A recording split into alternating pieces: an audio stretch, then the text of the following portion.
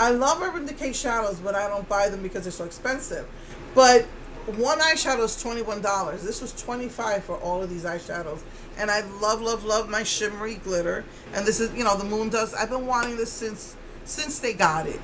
But, and then every Christmas I say, well, when I get my Sephora coupon, I could go over to JCPenney because they have a Sephora or in my neighborhood, or I can just order it online. But still 10%, I forgot, I think because they lower it every year, and they higher the amount you have to buy every year.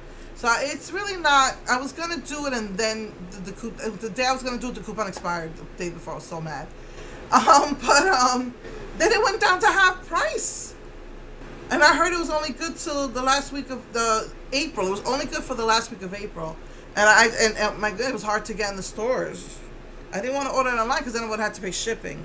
So I'm excited to play around with that.